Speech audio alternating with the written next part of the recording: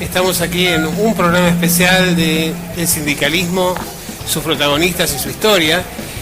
Aquí acompañado por Claudia Burgos. ¿Cómo estás, Claudia? Estamos en otro programa especial.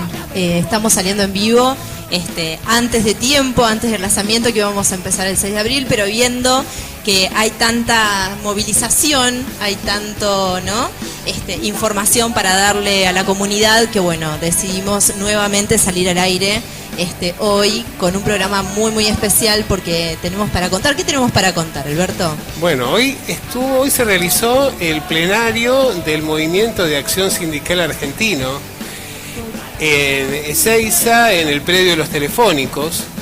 Realmente fue un evento muy concurrido, había más de 2.500 delegados, se fijaron posiciones muy firmes. De alguna manera, cuando ocurrió la movilización del día 7 de marzo de la CGT, donde el MASA no participó de la movilización, pero sí hizo medidas de fuerza en los lugares de trabajo, en aquel momento se habló algo así como que la gente había desbordado a la organización y que de alguna manera el hecho de no haber fijado en ese momento fecha para la realización del paro general debilitó a la conducción, a este triunvirato que ha tratado de articular distintas posiciones dentro de la CGT. Por el contrario, en el caso del MASA hay una impugnación respecto de esta conducción. Y en realidad vimos algo que es llamativo, ¿no? La cantidad de gente que estaba presente. Sí, increíble, Alberto. Como vos estás diciendo, el MASA tiene una postura bien contundente que hoy la pusieron en palabras arriba del escenario. Varios dirigentes hablaron de esta postura. Pero antes de pasar a esa postura, Alberto, ¿vos le podrías explicar a los televidentes qué es el MASA? La mayoría de nosotros venimos de una larga historia combatiendo al neoliberalismo, junto con el compañero Moyano y los camioneros, junto con el compañero Palacio y UTA, de las largas luchas contra el neoliberalismo. Y cuando por fin comenzamos un proceso de recuperación del país en el 2003, que para nosotros se proyecta hasta nuestros días, nosotros, sin sentirnos parte del gobierno, responsablemente tenemos que contribuir con nuestro aporte a la profundización de ese proyecto, porque entendemos que es el proyecto por el que luchábamos precisamente en aquellos años difíciles de los 90. Vamos a seguir en esa posición, de manera que si alguien se fue de ese lugar, es el problema del que se fue. Nosotros seguimos en la misma posición. Lo que creemos, sí, que el compañero Moyano, para nosotros equivocado, y un grupo de compañeros que lo acompañan, han tomado distancia de este proyecto y en consecuencia de este gobierno, y hoy están expresando otra cosa, y son ellos quienes se han parado en consecuencia en la vereda de frente. No vamos a estar en el Congreso convocado por la CGT porque lo consideramos, porque está impugnado, porque consideramos que ha sido mal convocado. Aspiramos a que a través de los consensos podamos llegar a un acuerdo con los compañeros, pero hoy por hoy, en este mismo momento, la decisión es no concurrir. Hay una mayoría del Consejo Directivo de la CGT que no convalida la convocatoria que se ha hecho para el Congreso. Esa mayoría, veremos los pasos que toma, inclusive está el secretario adjunto, que pertenece a la UON, y ellos tomarán los pasos y nosotros obviamente analizaremos, debatiremos y tomaremos la decisión. La división del movimiento obrero no le hace bien, obviamente, a los trabajadores, pero tampoco le hace bien al país, tampoco le hace bien a la sociedad, y mucho menos le hace bien a un proyecto como el que actualmente estamos acompañando.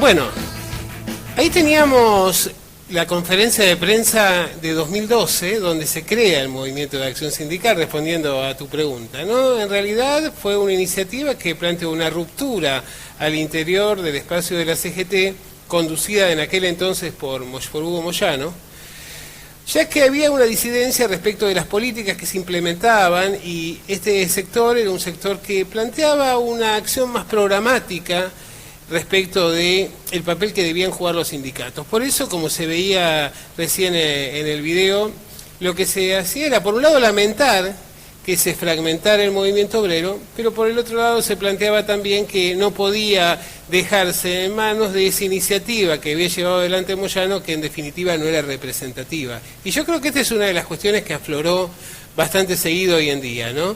En el evento que vimos allí en Moreno, en Ezeiza, estoy con Moreno, no sé por qué, en el evento que se realizó en Ezeiza, ¿no? Que fueron los llamados a la unidad, el hecho de la necesidad de explicitar las posiciones diferentes, pero por el otro lado plantear que el movimiento obrero, y más en un contexto como esto, necesita estar unido. Así es, y también por la estabilidad laboral. Bueno, ellos leyeron un documento en donde marcan las pautas, digamos, de su movimiento de acción sindical, y bueno, y dejan claro allí un montón de puntos en los cuales ese proyecto también se lo mostraron al gobierno actual. Porque ellos van por un plan de lucha y son muy claros en este sentido, y le piden al gobierno ciertas cosas, ¿no? Por ejemplo, le piden nuevamente la calidad educativa y un diálogo con la ciencia y la tecnología, piden por una salud y los hospitales que estén en buenas condiciones y demás cosas, ¿no? Eran un montón de puntos que, bueno, ustedes lo pueden buscar en internet, que la declaración de ellos de la carta está allí. Perfecto. Y vamos a ver un poco cómo era el clima que se respiraba en Ezeiza en la sesión.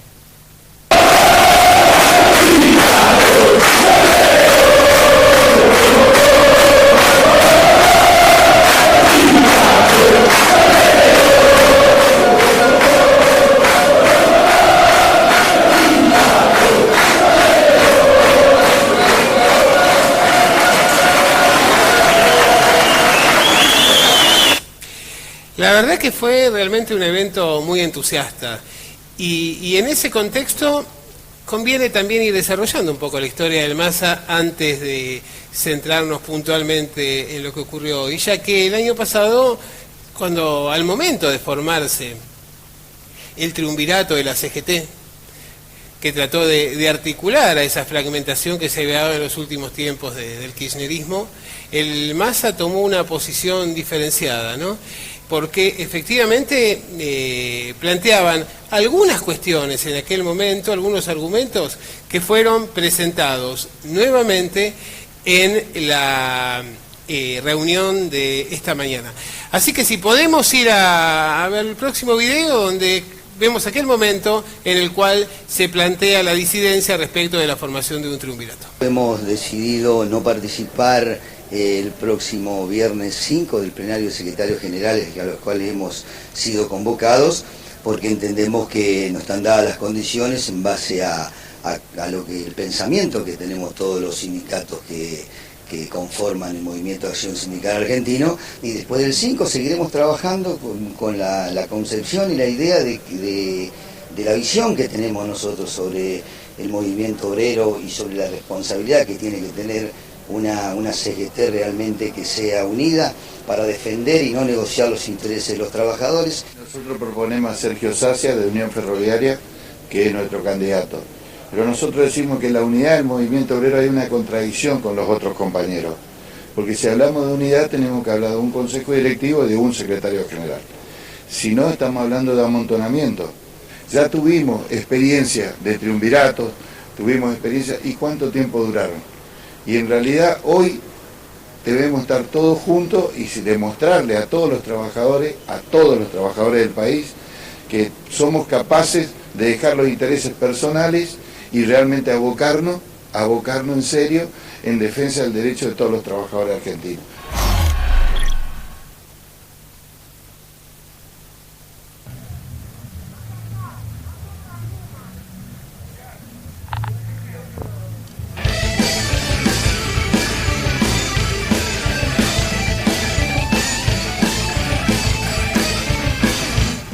Bueno, creo que fue bastante clara la definición de los motivos por los cuales se decidía quedar fuera de este triunvirato de la CGT, ¿no? Por un lado, el tema de la unidad sindical; por el otro lado, lo que se planteaba era el hecho de que no había un programa concreto, que no se llamaba al Consejo de la CGT. Es decir, básicamente me parece que una de las cuestiones centrales a la que se aludió a lo largo de toda esta mañana, y realmente no decayó en ningún momento, ¿no?, el espíritu, el ánimo del debate, es la necesidad de llevar adelante un debate y definir un programa que sea capaz de volver a enamorar a la sociedad y alinearla con el proyecto nacional. Así es, y también con un proyecto económico, ¿no? Porque estamos viviendo un proyecto económico en donde reina la oferta y la demanda, que ese es el proyecto que está proponiendo este nuevo gobierno, con un proyecto económico donde el Estado es regulador de ese sistema, digamos, económico. Entonces, esto es el eje vertebral de lo que están proponiendo, además de la unión de los trabajadores. Sí, una cosa que llamó la atención fue que, si bien no podemos hacer una diferencia clara entre sindicalismo y política, porque claramente la política está presente en la mayoría de las actividades humanas, sin embargo, llamaron la atención la cantidad de definiciones políticas contundentes que tuvieron lugar. Y una fue claramente el discurso que pronuncia Norberto Di Próspero de la Asociación de Personal Legislativo, que realmente me pareció muy interesante en términos de convocar a hacer un examen, una autocrítica respecto de los errores del pasado y fundamentalmente orientar a la lucha frente a un modelo que realmente no parece tener mucho que ofrecer a los trabajadores. Así que me parece que podríamos ir a este video de Di Próspero, donde claramente se plantean las líneas esenciales del programa del Movimiento de Acción Sindical Argentino.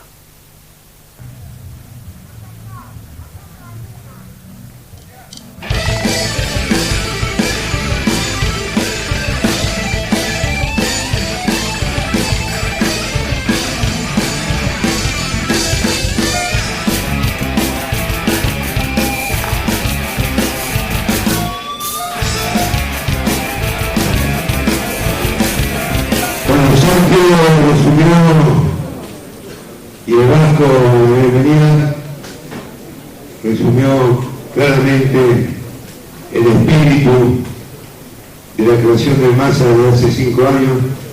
También le quiero sumar a Sergio el agradecimiento en nombre del Vasco a todos los compañeros telefónicos por haber cedido el predio, y a todos los compañeros de los distintos sindicatos que estuvieron en la comisión organizadora de este plenario, que realmente ha colmado las expectativas. Hay más de 2.500 compañeros y compañeros fuera del predio también. Realmente hay un gran esfuerzo. También la bienvenida a la prensa, que se ha movilizado en gran número y en gran cantidad. Como decía Sergio, el documento de conservador que lo hicimos en nuestro predio que queda en Castelar, el predio de la Pérez, por eso se llamó documento de conservador, es algo que nos enorgullece a todos los integrantes del MASA, y que es algo que siempre existió en el movimiento obrero, y que siempre existió cuando se hacía un congreso en la CGT, porque antes de nombrar quién iba a ser consejo directivo, se veía cuál era la plataforma, cuál era el proyecto, cuál era el plan de acción a seguir para defender los derechos de los trabajadores. Cuando fue el documento de la falda, el de Huerta Grande, los 26 puntos de Saulo Baldini. Hoy, lamentablemente, la CGT no tiene un proyecto, un documento, hay una gran improvisación, y creo que Sergio explicó muy bien, y dentro de la coherencia que siempre caracterizó a este movimiento, por qué no participamos de aquel Congreso Constitutivo del Consejo Directivo, y el tiempo lamentablemente nos dio la razón. Y hoy estamos lamentablemente en un país donde el otro día Oscar Romero decía que en un mes se movilizaron casi 2 millones de personas, y lo más grave, compañeros, es que a esas personas que se movilizan por la calle de Buenos Aires no las conoce nadie, están prácticamente inconocidas. Y lo que pasó el 7 de mayo, que lamentablemente en los plenarios que hicimos los distintos sindicatos, dijimos por qué no íbamos, y nosotros dijimos lo que iba a pasar al otro día, y lamentablemente pasó.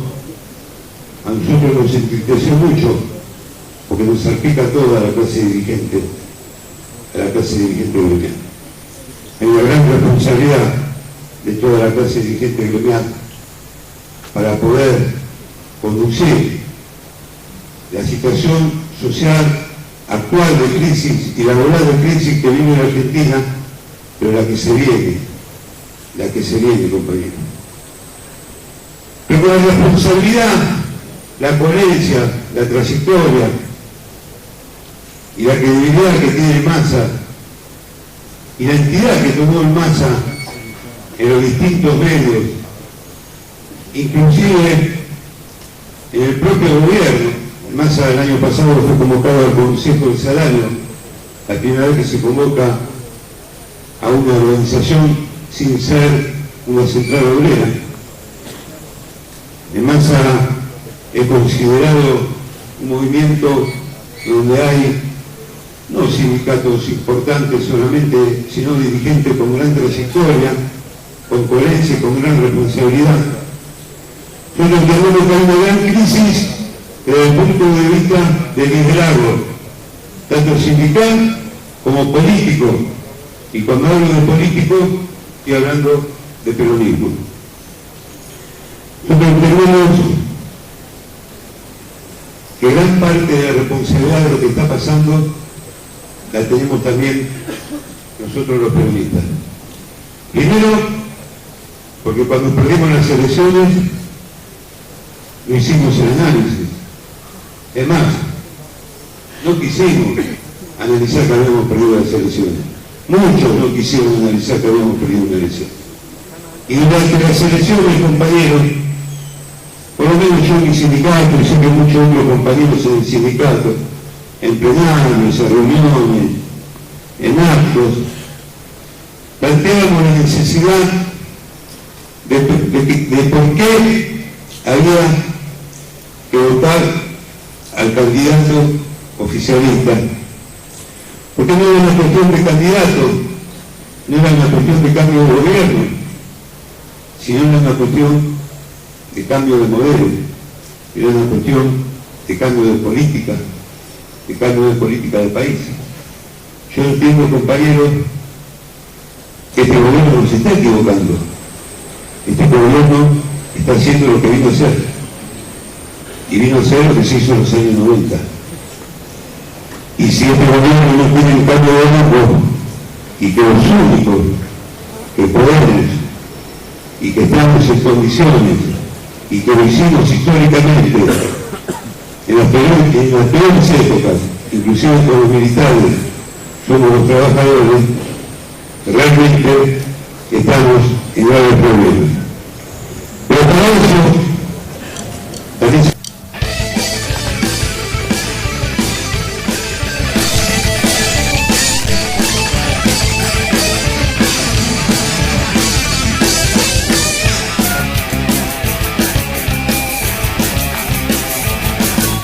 bueno, una serie de definiciones muy importantes me parece la de Di Próspero, ¿no? En primer lugar, yo creo que llama la atención sobre las causas que llevaron a la derrota. El problema de la fragmentación, el problema de una serie de solicitudes que se llevaron a un gobierno propio de parte de los sindicatos y que fueron desoídos, como el impuesto a las ganancias, por ejemplo, como el hecho de tener políticas más activas, el hecho de gravar la renta financiera, algo que aparece en la declaración de Ituzaingó, que tuviera un papel mucho más activo todavía el Banco Central, es decir, fundamentalmente el hecho de ver una presencia más activa del Estado en clave de una definición de lo que es el pensamiento clásico del peronismo, con el cual claramente está alineado el Massa y que hace muchísimo hincapié en estas declaraciones. Sí, básicamente también hablaron de una masa crítica hacia adentro, ¿no? Y que por eso nos llevó a una derrota. Y que bueno, y también siguen sosteniendo de que si esa unidad no existe, que si esta fragmentación sigue estable adentro y en el interior, bueno, vamos a seguir con la derrota. Sí, además me parece muy importante una cosa que señala aquí el secretario general de APL, que es la ausencia de autocrítica. El hecho de que, de alguna manera, quienes tuvieron una responsabilidad significativa en el resultado electoral, bueno, miran para otro lado, tratan de no aceptar cuál ha sido su responsabilidad, siguen en una posición rayana a menudo con la soberbia. Y esto me parece importante porque, tal como se ve en este discurso y tal como es la opinión que venimos vertiendo desde hace tiempo, las elecciones de este año son elecciones determinantes en lo que tiene que ver con la continuidad y la profundización de un modelo que ha generado, digamos, resultados sociales realmente espeluznantes en términos de desocupación, de caída del ingreso, de exclusión social y demás, lo hemos visto, ¿no? Es decir, se incrementaron las ventas de las 4x4 y cayó el consumo de leche, por ejemplo. Así es. Y bueno, y por eso mismo, te vuelvo a repetir, Alberto, el tema del discurso, digamos, rondaba frente a esto, ¿no? A la unión de trabajadores, pero velar por un proyecto popular y nacional, ¿no? Sí, y sobre todo el hecho de volver a los fundamentos de la doctrina del peronismo, que me parece que eso es algo muy importante en este planteo, porque efectivamente lo que se está planteando es la necesidad de tener un programa, un marco conceptual, una masa crítica, un espacio de debate, no que alguien decida por el conjunto. Y creo que por esta razón es que lo que se llama es a la movilizarse. Se señala algo muy interesante, me parece, que es el hecho de la escasa participación del sindicalismo en la Cámara de Diputados, cuando tradicionalmente el peronismo dividía por tercios la representación y le correspondía uno de los tercios, es decir, el 30% de la representación a los sindicatos. Sí, apenas hay un puñado, alcanza una mano para contar cuáles son esos representantes a lo largo de estos 12 años y cómo efectivamente está subrepresentado el sindicalismo, pero al momento de poner un freno a las políticas de Estado, los referentes de la política hacen declaraciones en los medios de comunicación, mientras que son los sindicatos los que tienen que salir a movilizar y poner el cuerpo frente a estas políticas de Estado. Sí, y otro punto que me llamó la atención, Alberto, en el discurso, es que hay muchos movimientos que se están autoconvocando y que ningún sindicato lo está guiando a esos movimientos de la gente en las calles. Entonces, eso también me llamó la atención, porque decían, los sindicatos tenemos que estar ahí también, organizando estas masas que se están autoconvocando, que están saliendo a la calle y que están pidiendo por un trabajo digno y que están pidiendo por un buen pasar, que en algún momento lo tuvieron y ahora no pueden gozar de ello. Claro, eso era lo que decía Sergio Sacia en su alocución.